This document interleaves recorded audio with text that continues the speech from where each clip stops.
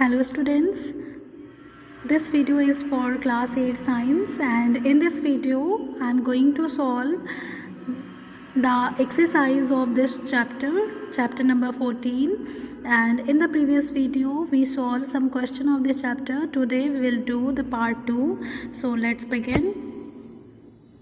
So today we will solve very short answer questions.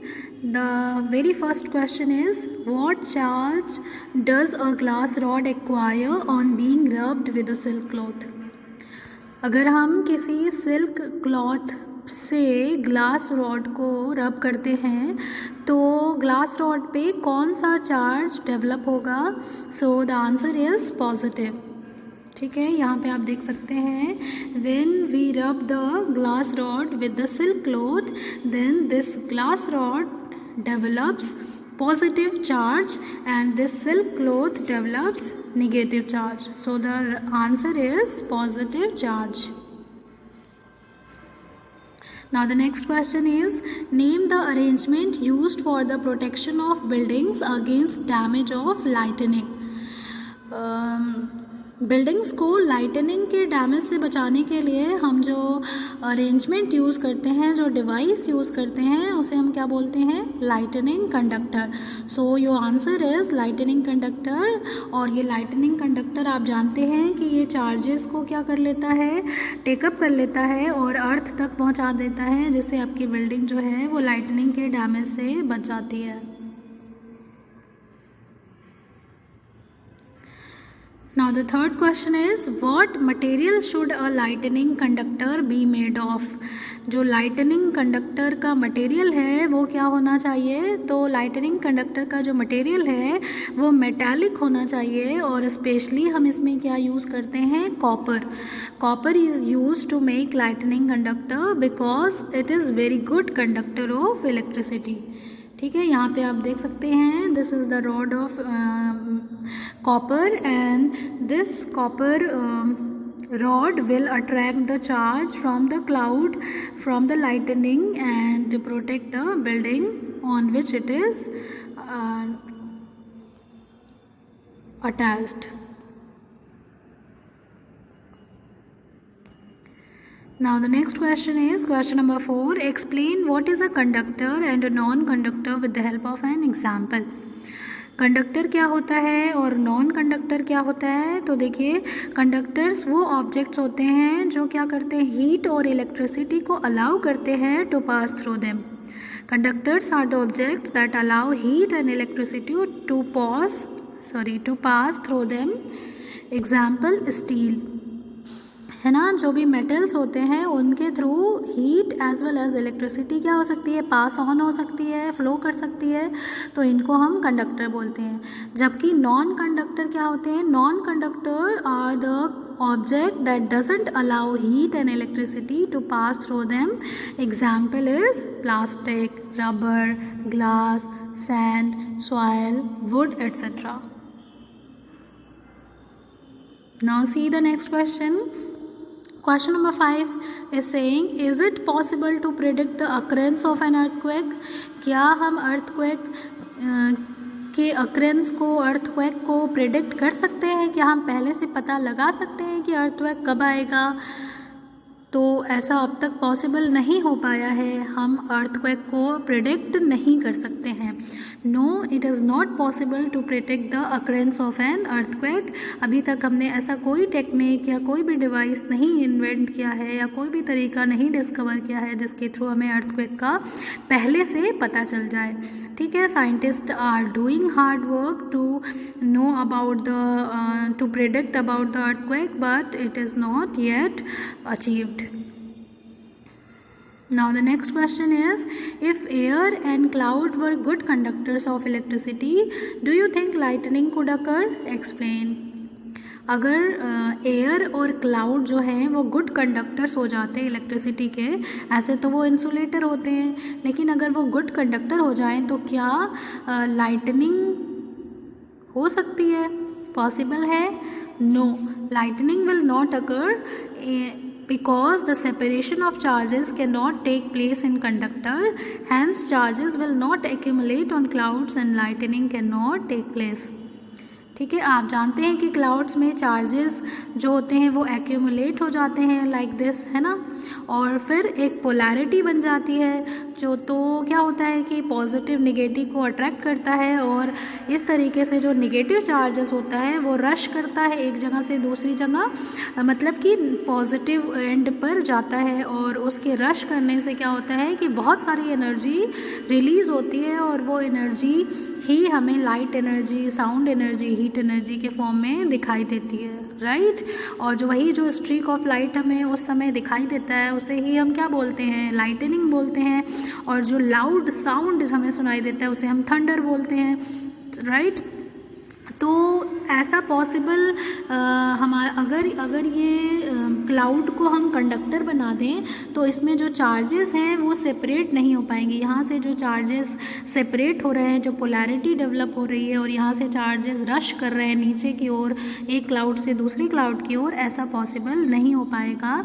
तो अगर cloud और air को अगर हम कंडक्टर बना दें या वो कंडक्टर हो जाएँ तो लाइटनिंग नहीं होगी।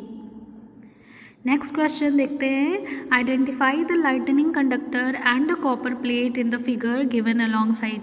यहाँ पे जो फिगर दिया हुआ है यहाँ पर आपको आइडेंटिफाई करना है कि लाइटनिंग कंडक्टर और कॉपर प्लेट कहाँ पर है, ठीक है। तो देखिए यहाँ पर ए मार्क किया हुआ है और यहाँ पर बी मार्क किया हुआ है। तो ए जो मार्क किया हुआ है that is the lightning conductor, है ना, वो एक मेटालिक का रॉड है, ठीक है। लाइटनिंग कंडक्टर ए वाला जो है वो लाइटनिंग कंडक्टर है। वो एक्चुअली में क्या है, it is a metallic rod taller than the building installed in the walls of the building and is connected to the copper plate. और ये जो बी है वो क्या है, कॉपर प्लेट है जो कि बरी की गई है ग्राउंड में, इट इज़ बरी डीप इन द ग्राउंड, ठीक है। तो ये चार्जेस जो हैं वो इस कंडक्टर रॉड से वायर में आते हैं और वायर जो है वो इस प्लेट से कनेक्टेड होती है। Now we will see the short answer questions. Short answer question में आपका जो पहला क्वेश्चन है वो है what are lightning conductors. Lightning conductors क्या होते हैं, तो लाइटनिंग कंडक्टर में एक मेटल रॉड या वायर होता है जो कि फिक्स होता है और जो एक्सपोज्ड होता है बिल्डिंग के ऊपर, और दूसरा जो होता है वो उसका जो दूसरा एंड होता है वो प्लेट के फॉर्म में होता है और ज़मीन के अंदर पाया जाता है, उसको बरी किया जाता है ना। तो मेटल रॉड और wire fix to an exposed part of a building और other tall structure to divert lightning harmlessly into the ground, it is called lightning conductor. ये एक सेफ्टी डिवाइस होती है।